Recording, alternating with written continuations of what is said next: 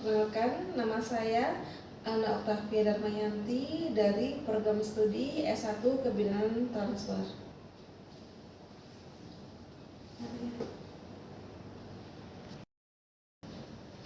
Waalaikumsalam.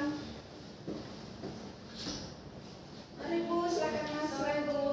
Silakan duduk Bu. Ya, langsung duduk ya Bu. Ya. Ibu, sebelumnya perkenalkan Bu. Iya Bu. Nah, saya Ana Bu, dan Ana yang bertugas hari ini dengan Ibu siapa? Ibu Niki. Oke, Ibu Niki. Sebelumnya Ibu Niki boleh menceritakan keluh kesah Ibu, keluarga Ibu, anak-anak Ibu tanpa ada ragu sama saya Bu ya, saya jamin kerahasiaannya. Jadi aman, terkendali ya. Oh iya udah. Ibu Niki, ini ada yang bisa saya bantu atau ada keluhan? Ini Bu Bidan, saya tuh mau pasang KB yang ditaruh di tangan itu loh Bu Bidan. Oh, itu namanya alat kontraksi bawah kulit Bu ya. Iya. Namanya susu atau implan. Ibu Niki anaknya berapa? Anak saya sudah 3. 3. Oke, anak terakhir usia berapa? Anak terakhir itu masih usia 6 bulan. 6 bulan. Oh, baru aja Bu. Sebelumnya Iya. KB apa Bu? Sebelumnya nyusuin aja. Nyusun aja. Iya. Anak sebelumnya nyusun aja. Yang sebelumnya kemarin pakai ini, Pertama? pakai pil, tapi pil itu kan saya bolak-balik minum setiap hari. Jadi ini atas rekomendasi dari teman, biar nggak bolak-balik minum, pakai ini aja yang dipasang di tangan. Oh, baik Ibu.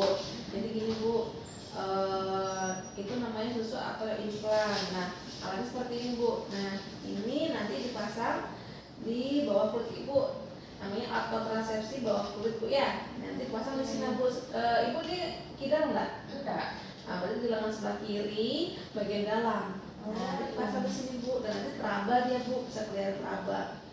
Nah, nanti efektivitasnya ini 3 sampai 5 tahun. Iya. Jadi nanti kalau misalnya ibu mau hamil lagi, mau lepas susunya, nggak bisa ibu lepas sendiri, ibu harus datang ke fasilitas kesehatan. Karena kalau nanti takutnya infeksi Bu, itu salah kan Bu. Iya. Jadi tapi kalau seandainya ibu habis lepas langsung bisa hamil ya Bu ya, karena biasanya masih menyesuaikan hormon. Misalnya tiap orang beda-beda, ada yang cepat, ada yang lambat, tapi semua tergantung kondisi ibu yang memakai. Misalnya, oh emang subur banget nih, biasanya lebih cepat. Kalau misalnya riwayatnya agak susah, mungkin agak lama juga, tergantung hormon di dalam tubuh kita. Seperti itu Bu. Jadi gitu Bu. Jadi kalau misalnya ibu pasang ini kan namanya implan atau susu, jadi nanti dipasang ini beberapa batang Bu ya. Jadi kayak, tapi dia tuh kayak kapsul itu, tapi dia tuh kayak lunak itu Bu.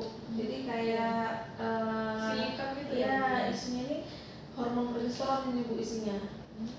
Iya. Jadi isinya hormon progesteron, nggak ada estrogennya. Misalkan kan kalau pil itu kan ada yang campur kombinasi, ada yang progesteron aja, ada yang estrogen aja. Biasanya kalau yang progesteron ini Bu bisa juga buat menyusui. Ibu masih menyusui kan? Iya, masih menyusui. Bisa Bu ya buat menyusui. Sangat bisa banget Bu.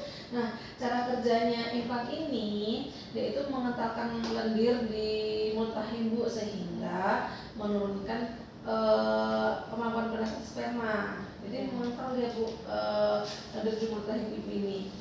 Nah, habis itu menghambat transportasi gamet oleh tuba Bu. Itu Bu saluran misalnya dari hidung telur, kan ada saluran itu sebelum masuk rahim. Nah, itu menghambat transportasinya Bu. Jadi begitu. Jadi dan selain itu juga menjadikan selaput lendir rahim menjadi tipis dan rapuh Bu. Jadi begitu cara kerjanya implan ini ya Bu ya. Iya Bu ya. Terus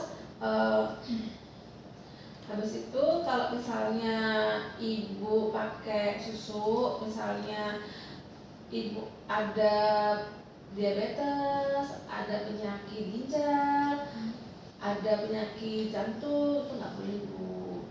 Nggak boleh ya. Betul. Jadi kalau misalnya yang boleh itu usia reproduksi. Saya ibu masih usia reproduksi ya Bu ya. Iya. Masih berapa umurnya Bu? Ini saya 35. Oh iya, masih bisa kemungkinan hamil, jadi boleh. Kalau yang bisa menyusuin, nah itu kan menyusuin juga aman untuk menyusuin. Habis itu kalau misalnya kan kayak tadi kan suka minum sebenarnya pil Bu ya. Iya. Nah suka lupa nggak minum pilnya? Iya, suka lupa. Nah apalagi ibu yang dengan menggunakan KB pil yang sering lupa sangat dianjurkan pakai ini karena kan jangka panjang Bu ya, nggak tiap hari minum ya, berarti kan sekali pasang bisa sampai 3-5 tahun seperti itu. Nah terus itu bisa juga misalnya ibu tidak bisa menggunakan alat kontrasepsi yang mengandung estrogen. Nah ini kan tidak ada estrogennya karena kan isinya kan progesteron aja, jadi sangat bisa sekali untuk tubuh. Jadi ibu sudah termasuk dalam kriteria yang boleh pasang implan. Jadi bisa Bu bedanya? Bisa, sangat bisa sekali Bu. Jadi ibu kalau seandainya masuk dalam kriteria itu aman ya. Tapi kalau seandainya ibu ada diabetes, terus cucu gaya hamil, terus ada perdarahan pervaginan selain haid, terus ada tadi kencing manis, jantung koroner, ginjal, dan komplikasinya itu nggak boleh. Menderita kanker payudara juga nggak boleh juga. Kalau misalnya ibu seandainya nih ibu ada gejala yang mengarah ke sana, sangat tidak dianjurkan untuk menggunakan KB implan ini Bu atau susu ini tadi. Iya. Jadi jelas Bu ya? Sudah jelas Bu. Jadi Bu, kalau keuntungannya pakai KB susu ini Bu sangat efektivitasnya tinggi. Jadi angka kegagalannya itu sangat kecil sekali, 0,3 per 100 ibu dari angka kegagalannya seperti itu.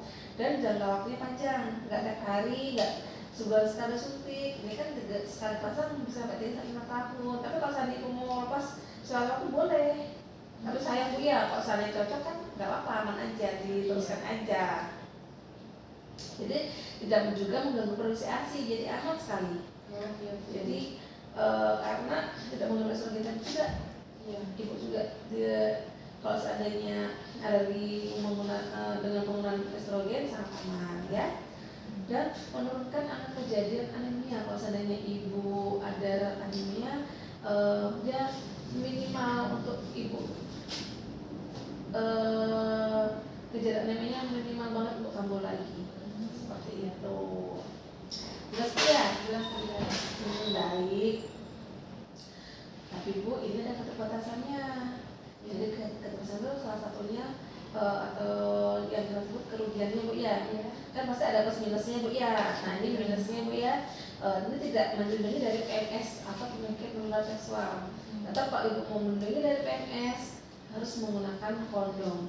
Jadi double Ibu ya, menggunakan implan dan selalu menggunakan kondom untuk menghindari hal yang tidak diinginkan. Tapi kalau misalnya Ibu yakin tidak seperti itu ya aman aja, nggak apa-apa.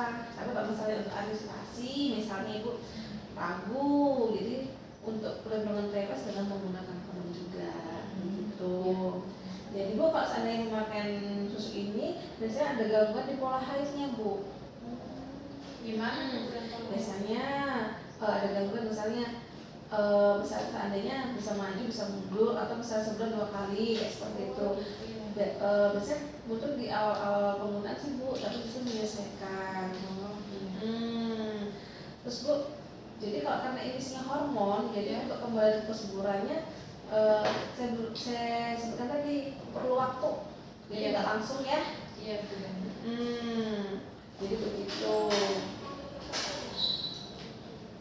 Jadi kalau misalnya pakai ini untuk pemasangan dan pelepasan harus di tenaga kesehatan. Ini sangat tergantung sekali sama tenaga kesehatan. Tidak bisa pas sendiri terus pasang sendiri. Kalau kita pil kan bisa minum sendiri, kalau ini tidak bisa. Ya, jadi harus ke fasilitas kesehatan. Kemudian boleh ke puskesmas, boleh ke klinik, boleh. Ya Bu ya. Jadi kalau misalnya ibu mau pasang implan itu ada waktunya. Nah ibu itu sudah haid belum? Baru kemarin sudah selesai bulan. Oke. Iya. Baru jadi dari ibu kan kami menyusui tuh, jadi misalnya kita pasti ya Iya. alami ya. Iya. Nah, baru saya kemarin berarti nanti nunggu bulan berikutnya pas siklus haid. Jadi selama ibu masih nggak pakai pelindung, ibu bisa menggunakan pelindung menyusui dulu ya. Oh iya benar. Karena kan sudah haid, sudah subur juga. Ini asimpul ya bu ya? Asimpul Bu Bidan. Oh baik. Jadi bu, biasanya ada efek samping juga dengan penggunaan implan. Yang pertama terjadi gangguan menstruasi, yang kedua mempengaruhi berat badan. Cocok kan bu ya? Iya. Ada yang turun, ada yang naik. Nah, gimana kita bisa mengetahui dengan kita menggunakan sekali berat badanku dan ini naik, sekalinya aku mulai turun. Nah, tiap orang beda-beda, tergantung hormon masing-masing tiap orang. Iya. Jadi begitu ya bu ya. Dan terjadi perubahan libido atau hasrat seksual bu. Jadi bisa naik turun juga, namanya hormon bu ya. Iya. Seperti itu. Kadang juga kalau nggak cocok, juga kadang juga ada timbul jerawat. Tapi tergantung ibu sih. Kalau misalnya aku nih kalau suatu mungkin banyak ya, nggak cocok kayaknya sekarang saja boleh. Kalau misalnya kalau dirasakan nggak nyaman, terus seandainya nih siklus pola menstruasi yang saya bilang tadi terganggu nih, misalnya perdarahan banyak, solusinya sebelum 3 kali 4 kali misalnya nggak berhenti, nah itu berarti itu nggak cocok bu ya. Jangan dipaksakan terus memakai implan tusuk ini ya bu ya. Jadi harus segera ke fasilitas kesehatan. Jadi begitu bu. Jadi gimana bu, sebelum saya jelaskan lebih lanjut, ada yang tanyakan dulu? Nanti jadi ini saya tunggu haid lagi Bu Bidan ya, baru bisa dipasang ya. Baik, betul. Jadi nanti ibu nunggu haid bulan depan. Jadi sebetulnya kan misalnya berapa hari bu? Biasanya sih kadang ya 7 hari, kadang 8 hari. Nah, jadi selama hari pertama sampai hari ke-8 misalnya paling lama bu ya, ibu boleh pasang implan. Bebas Bu ya di antara hari itu ya. Yang Pokoknya penting pas waktu haid ya. Oh, pokoknya ini belum mandi suci ya. Iya. Jadi begitu bu. Dan kalau haid kan masih nggak hamil ya. Iya. Jadi begitu. Tapi kalau seandainya ibu di luar siklusnya, kita harus tes kehamilan dulu seperti itu. Tapi lebih aman nunggu haid aja bu ya. Iya Bu Bidan. Jadi begitu. Gimana bu? Ada lagi yang ditanyakan? Sudah cukup Bu Bidan. Nah, jadi gini. Jadi sudah jelas bu ya. Sudah Bu Jadi Bidan. nanti dipasangnya di mana bu? Di lengan kan Bu Bidan? Iya. Oke, lengan sebelah mana? Sebelah kiri. Ya, di dalam bu ya, di atas Iya. ya. Kalau misalnya tidak, buat di tangan juga. ya, kanan.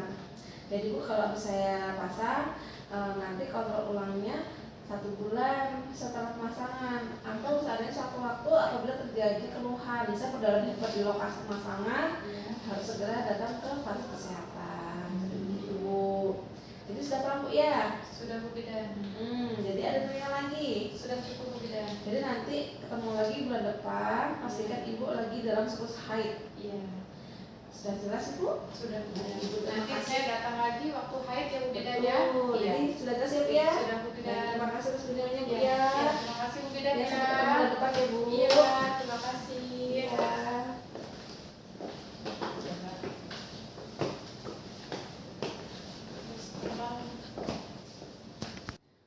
Setelah kita melakukan konseling dan edukasi terhadap klien, kita melakukan dokumentasi atas apa yang telah kita lakukan. Terima kasih.